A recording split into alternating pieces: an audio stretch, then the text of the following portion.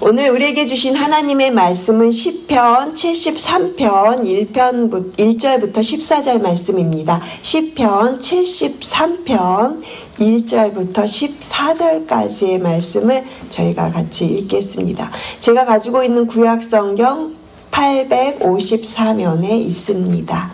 시편 73편 1절부터 14절까지의 말씀입니다.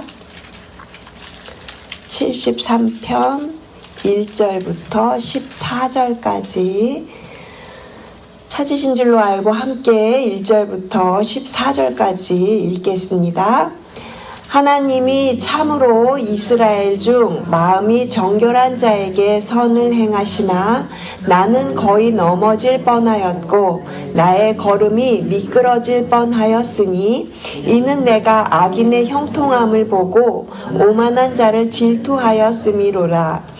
그들은 죽을 때에도 고통이 없고 그 힘이 강건하며 사람들이 당하는 고난이 그들에게는 없고 사람들이 당하는 재앙도 그들에게는 없나니 그러므로 교만이 그들의 목골이요 강포가 그들의 옷이며 살찜으로 그들의 눈이 솟아나며 그들의 소득은 마음의 소원보다 많으며 그들은 능욕하며 악하게 말하며 높은 데서 거만하게 말하며 그들의 입은 하늘에 두고 그들의 혀는 땅에 두루 다니도다. 그러므로 그의 백성이 이리로 돌아와서 잔에 가득한 물을 다 마시며 말하기를 하나님이 어찌하랴 지존자에게 지식이 있으랴 하는도다. 볼지어다 이들은 악인들이라도 항상 평안하고 재물은 더욱 불어나도다. 내가 내 마음을 깨끗하게 하며 내 손을 씻어 무죄하다 한 것이 실로 헛되도다. 나는 종일 재난을 당하며 아침마다 징벌을 받았도다. 아멘. 오늘부터 저희가 시편을 이제 나가게 되었습니다. 오늘 저희가 시편 73편 말씀을 앞부분만 읽었는데요. 이해할 수 없는 현실 속에서라는 제목으로 오늘 말씀을 나누겠습니다. 시편은 아무래도 그 저자의 감정과 여러 가지 다양한 상황 속에서의 그런 감정이나 생각이나 느낌들을 많이 표현하고 있는 시이죠. 그래서 저도 이 시편을 준비하면서 저의 이야기를 조금 더 말씀드리고 이 본문을 그렇게 나가도록 해야 되겠다고 생각을 하면서 준비를 했습니다. 신앙생활을 하다 보면 우리가 참 많은 여러 갈래의 감정들을 좀 경험하게 되죠. 오늘 저희가 읽었던 이 시편 73편의 저자는요, 아삽이라는 사람입니다. 아마 이 아삽도 굉장히 내면의 갈등이 치열했던 사람인 것 같습니다. 이 아삽에 대해서 조금 말씀을 드리자면 오늘날로 말하면 찬양 지휘자 같은 역할을 했던 사람이에요. 다윗이 언약궤를 가지고 들어왔을 때 그때 찬양을 진두지휘했던 그 아삽이요. 굉장히 이 다윗 시대 때 지휘자라는 건 엄청난 신앙을 가진 사람, 그리고 다윗 옆에서 바로 그렇게 음악을 담당했던 사람이니까 그 신앙면에 있어서는 굉장히 모범적인 사람이라고 할 수 있겠죠. 아삽은 믿음의 사람이었습니다. 다윗 시대 성전에서 찬양을 맡았던 사람이고 그 후손들은 나중에 계속해서 성전 찬양을 이어갔던 그런 집안이었고요. 한마디로 음악 예배를 담당하는 사람이었던 것이죠. 그런 아삽이 2절에서 이런 고백을 하고 있습니다. 저희가 시편 73편을 보고 있고요. 2절 말씀 우리 함께 같이 읽겠습니다. 나는 거의 넘어질 뻔하였고 나의 걸음이 미끄러질 뻔하였으니. 저는 이 고백을 읽으면서 위로를 얻었어요. 아니, 아삽같이 이렇게 믿음이 좋은 사람도, 성전에서 음악 담당을 하는 찬양 지휘자인 사람도 이렇게 믿음이 흔들릴 수 있구나. 저 역시 그랬던 적이 있습니다. 아무리 기도해도 응답이 되지 않고 또 믿음으로 살려고 그렇게 발버둥을 쳐도요, 현실은 더 힘들기만 했던 그런 때가 있었어요. 그럴 때 제 마음속에 가만히 들여다보니까 무언가 이렇게 클리어하지 않고 또 표현할 수 없는 매우 복잡하고 무언가 엉켜있는 듯한 그런 마음이 있는 것을 제가 보게 되었습니다. 그것은 바로 비교의식이었어요. 제가 어려서부터 신앙생활을 해왔고 그리고 많이 들었던 말 중에 하나가 믿음으로 살면 형통할 것이다, 이런 말을 참 많이 들었습니다. 그런데 청년이 되고 어른이 되면서 믿음으로 살려고 애쓰고 아무리 기도하면서 하루를 시작해도요, 현실은 도무지 그렇게 흘러가지 않은 날들이 있었더라고요. 누군가는 일이 잘 풀리고 친구들도 잘 나가는데 사람들에게 그들은 다 인정을 받아요. 그런데 나는 오늘 하루도 마치 겨우겨우 버티고 있는 것 같은 그런 날들이 반복되고 있는 것을 제가 이렇게 알면서 기도하면서 속이 뒤집어지고 또 말씀을 펴도 그 말씀이 눈에 들어오지 않고 전혀 위로가 되지 않더라고요. 그래서 저는 간절히 기도했죠. 하나님, 제가 믿음이 있다라고 그렇게 확신을 했는데 제가 무너질 것 같아요. 그때 제가 시편 73편을 보게 되었습니다. 그런데 시편 73편을 쓴 이 아삽도 저와 똑같은 고백을 하고 있는 것을 보게 된 거죠. 제 속에 있는 이런 복잡한 그 감정들을요, 아삽은 그대로 표현을 하고 있는 것 같았어요. 그런데 그가 거의 넘어질 뻔하였지만 넘어지지 않았다고 고백하였고요. 그의 걸음이 미끄러질 뻔하였는데 그렇지 않았다라고 고백하고 있는 것이 눈에 들어왔어요. 아삽은 분명히 그를 힘들게 하는 어떤 어려운 일들로 인해서 그의 마음이 매우 지금 번민하고 갈등하고 있는 것이죠. 하지만 그는 넘어지지 않았고 다시 일어서게 되었다라는 것이 시편의 결론인 것이죠. 그렇다면 이 아삽을 넘어질 뻔하게 했던 그 힘든 일은 도대체 어떻게 시작이 되었을까요? 3절 말씀에 보시면 그 이유가 나오고 있어서 우리 함께 3절 말씀을 같이 읽겠습니다. 이는 내가 악인의 형통함을 보고 오만한 자를 질투하였음이로다. 아삽도요, 비교의식에 시달렸던 것 같아요. 하나님을 무시하면서 제멋대로 사는 사람들이 눈에 보였어요. 그런 사람들이 근데 오히려 잘 되고 있는 것들이 보이기 시작했어요. 아삽의 마음속에도요, 여러 가지 의문들이 생기기 시작했던 거죠. 아니, 저 사람은 저렇게 일이 잘 되지? 나는 예배드리고 기도하면서 사는데 왜 이렇게 일이 안 풀릴까? 저도 그런 생각에 사로잡혀서 밤잠을 설치던 때가 있었습니다.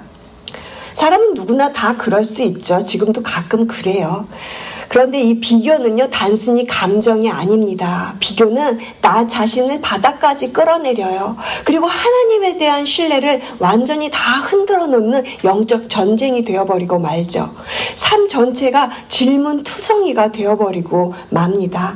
아삽도 그랬어요.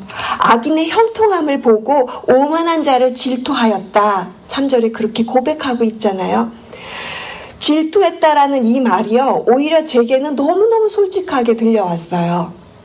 솔직히 말해서 저도 그랬거든요. 지금이야 세월이 지나서 아이들이 다 잘 자라주었지만 또 필요한 것들도 하나님께서 모두 다 채워주셨어요. 그런데 예전에는 아이들이 서로 이렇게 자기들 방 필요하다고 싸우던 때도 있었고요. 하나님은 딱 필요한 시기에 아이들에게 각 방을 허락해 주셨지만요, 또 아이들이 어렸을 때는요, 여행도 캠핑만 다녔어요. 왜냐하면 그게 제일 비용이 싸게 들었으니까요. 그런데 어느 날 저희 둘째가 초등학교 고학년이 되면서 이런 말을 하는 거예요. 아니, 다른 집 아이들 친구들 보니까 다 이렇게 방학이 되면 비행기 타고 어디 가고 여행 간다는데 우리 집은 언제쯤이나 비행기 타고 여행 가볼 거냐고 그런 이야기를 하더라고요. 근데 지금은요, 그 녀석이 비행기를 정말 너무 많이 타고 다녀서 이제는 비행기가 싫대요. 마틴 루터 목사님이 이런 말을 했습니다. 인간 본성은 스스로에게 휘어지는 성향이 있다. 여러분, 자신에게 집중하면 자기 연민에 빠집니다. 그래, 나는 불쌍한 사람이야. 나같이 고생한 사람이 어디 있겠어? 내 문제를 누가 알아주겠어? 이렇게 생각을 하다 보면 자연스럽게 자기 연민에 빠지게 되는 거죠. 그러면서 다른 사람하고 자꾸 나 자신을 비교하게 돼요. 저 사람은 도대체 뭐야? 저 사람은 저렇게 잘 먹고 잘 사는데 도대체 나는 어떻게 된 거야? 왜 나는 이렇지? 이런 복잡한 마음들을 이기려면 자기라는 세계 안에서 빠져나와야 됩니다. 그때 비로소 객관적으로 나 자신을 볼 수 있는 눈이 열리게 되는 것이죠. 사실 조금만 생각해보면, 조금만 객관적으로 생각해보면 악인이 잘되고 형통한 것이 결코 아니죠. 그렇게 보일 뿐이에요. 악인은 일시적으로 잘되고 있는 것처럼 보일 뿐입니다. 그래서 우리는 늘 기억해야 합니다. 세상이 말하는 형통과 그리고 하나님이 말씀하시는 성경에서 얘기하는 형통이 분명히 다르다라는 것을 우리가 기억해야 할 것입니다. 아삽은 계속해서 악인의 모습을 관찰합니다. 4절에서 그들은 죽을 때에도 고통이 없고 그 힘이 강건하며 그랬어요. 그리고 6절에서는 그러므로 교만이 그들의 목걸이요 강포가 그들의 옷이며 말하고 있어요. 그들은 무서울 것도 없고 하고 싶은 대로 말하고 그리고 그들은 하고 싶은 대로 행동을 합니다. 그런데도 여전히 소득은 많고 삶은 평탄해 보여요. 도대체 왜 이런 일이 일어나는 걸까요? 아무도 이것에 대답을 할 수는 없어요. 7절을 보십시오. 그들의 소득은 마음의 소원보다 많으며 악인들은요, 그들의 마음으로 기대했던 것보다 결과도 더 좋게 나타난다라는 뜻이에요. 이 7절 말씀을 영어 버전으로 보니까 no limit이래요. 와, 정말 부러울 수밖에 없습니다. 그렇지 않습니까? 그래서 10절은 뭐라고 말합니까? 그러므로 그의 백성이 이리로 돌아와서 잔에 가득한 물을 다 마시며. 이것은 또 무슨 말일까요? 이런 악인의 형통을 보고 하나님의 백성들이 악인들의 형통과 평안에 귀가 솔깃해서 그들의 마음이 다 그 죄악된 행실을 모방한다라는 뜻입니다. 공동번역 성경을 보니까 악인들의 죄악에 물들었다라는 의미로 이 말이 사용되고 있어요. 아삽은 4절부터 12절까지 악인들의 삶을 낱낱이 지금 바라보고 그렇게 표현하고 솔직하게 고백하고 있는 겁니다. 그런데 자세히 보면 이 아삽의 표현들, 우리도 한 번쯤 마음속에 품고 생각하고 그랬던 말들이지 않습니까? 저 사람은 고통도 없네, 몸도 건강하네, 하나님 두려운 줄도 모르고 사는데 왜 저렇게 모든 것이 다 잘 되기만 해요? 하지만 그것이 진짜 형통일까요? 하나님 없이 잘 되는 삶은 진정한 복이 아닙니다. 겉으로 보기에 화려해 보여도 그 안에는 생명이 없고 결국 무너지게 되어 있어요. 반면 하나님과 함께하는 삶은 비록 지금 힘들고 고난이 있어도 그 길 끝에는 영원한 생명과 소망이 있습니다. 세상이 말하는 형통은 남이 많이 가진 사람, 그리고 또 나보다, 다른 사람보다 앞선 사람, 그리고 편한 삶이겠죠.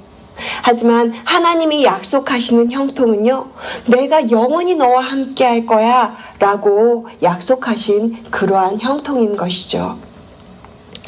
찰스 스펄전 목사님의 모닝 앤 나잇이라는 책에 이런 내용이 있어서 좀 소개를 해드리고 싶습니다. 그 책에서 찰스 스펄전 목사님이 신앙의 여정을 음악에 비유하고 있는데요. 음악에서 베이스가 굉장히 낮고 깊은 그 음을 표현하잖아요. 그런데 그 베이스가 빠지면요, 그 음악 전체가 굉장히 밋밋해져요. 전체 선율을 더욱 풍성하게 만드는 그 중요한 역할을 하는 것이 이 베이스 파트라는 것이죠. 우리의 신앙 여정도 이렇게 하모니를 이루는 음악과도 같다라고 표현을 하면서, 그래서 믿는 자들에게 있어서 우리에게 그 고난이 이렇게 그 베이스, 음악에서 베이스 역할을 한다라고 그렇게 표현하고 있는 글을 보았습니다.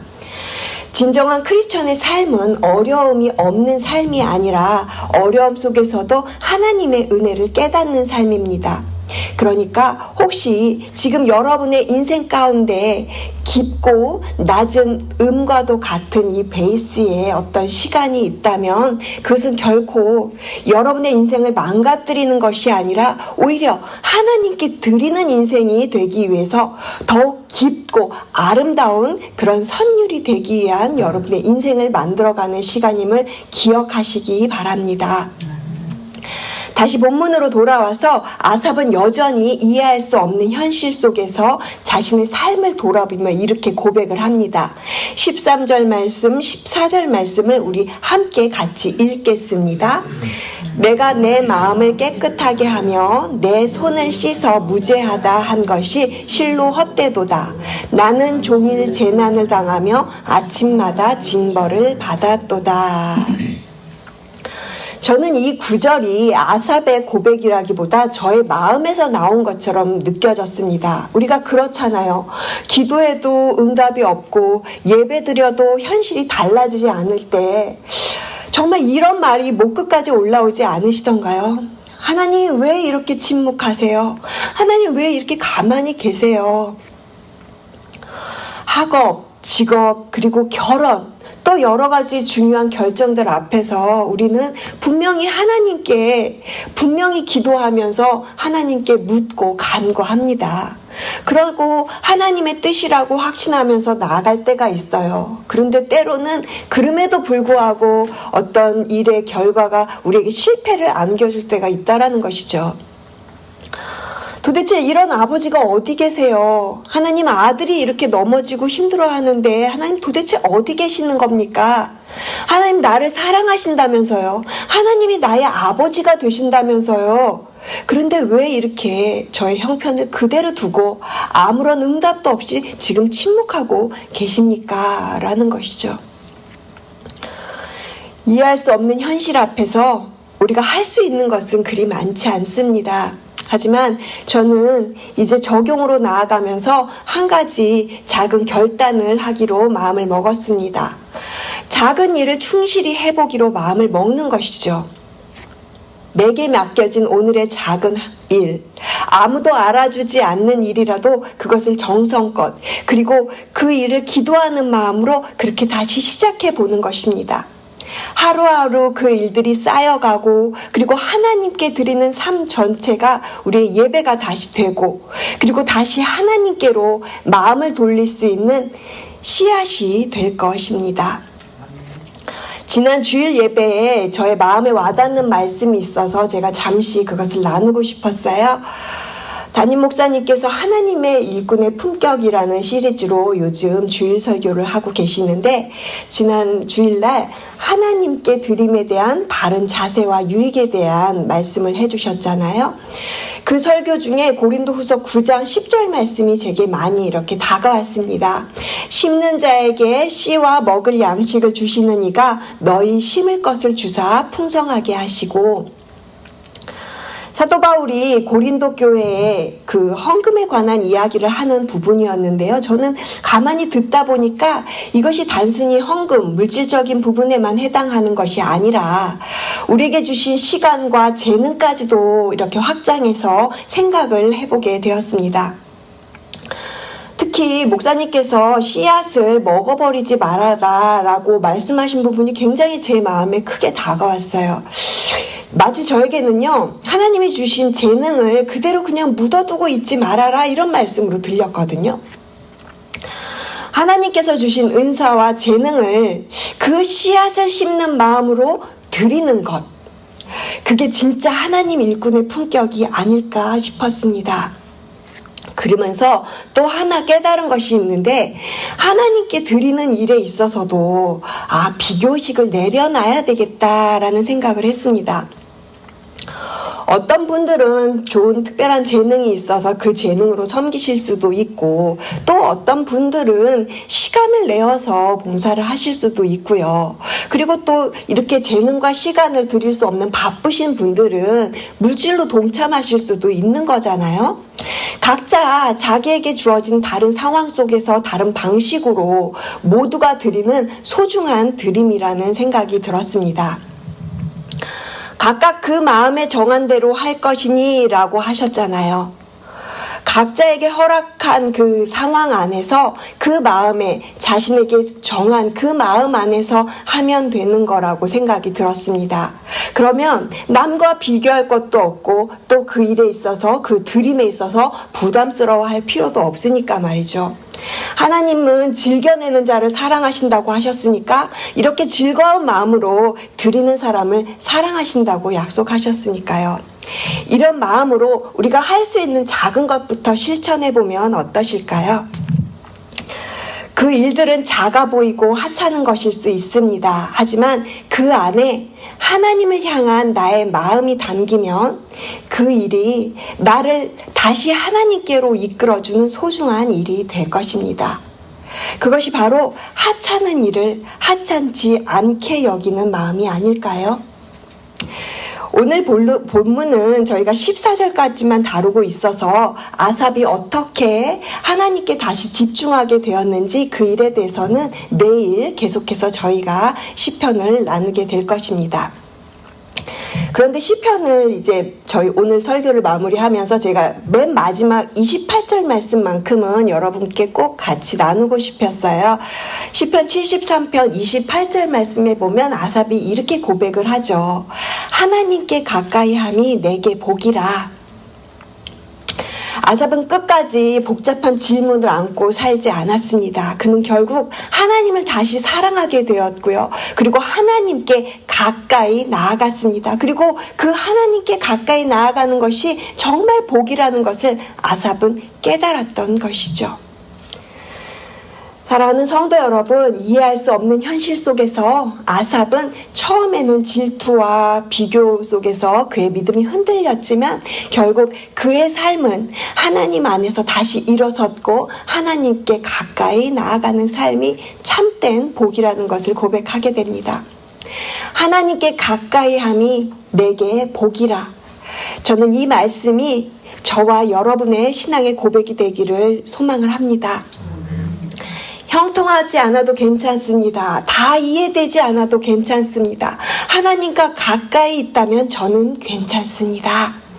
이 고백을 가슴에 품으면서 작은 일에 충실하시면서 비교보다는 또 감사의 하루로 그렇게 하나님께 가까이 나아가시는 저와 여러분 되시기를 주님의 이름으로 축복을 드립니다. 기도하시겠습니다. 하나님 감사합니다. 아삽의 솔직한 고백을 통해서 우리의 마음을 돌아보게 하시니 감사합니다. 우리도 때로는 흔들리고 또 남들과 비교하면서 하나님의 그 침묵 앞에서 우리가 답답하고 정말 연약한 존재임을 그렇게 고백할 수밖에 없습니다. 눈에 보이는 형통을 부러워하고 있고요. 또 하나님께서 주시는 참된 복을 잠시 내려놓았던 어리석음을 용서하여 주시옵소서. 비교와 질투에 빠져서 감사를 잃어버릴 때마다 하나님, 오늘 이 말씀 속에 아삽처럼 하나님의 은혜를 다시 깨닫는 저희들 되게 하여 주시옵소서. 오늘 이 아삽의 고백이 저의 고백이 되게 하여 주시옵소서. 하나님께 가까이 함이 내게 복이라. 지금은 다 이해되지 않아도 하나님과 가까이 할 수 있다면 지금 어떠한 그 고난의 현실이 지금 하나님께 가까이 갈 수 있는 가장 복된 길임을 그렇게 믿을 수 있는 믿음을 허락해 주시옵소서. 오늘 하루도 작은 일에 충실하면서 비교보다는 감사하는 마음으로 하나님께 가까이 걸어나가는 귀한 새벽의 성도님들의 삶이 가정으로 또 목장으로 그렇게 주님 이끌어 주시옵소서. 감사드리며 이 모든 말씀 우리를 사랑하시는 예수 그리스도의 이름으로 기도합니다. 아멘.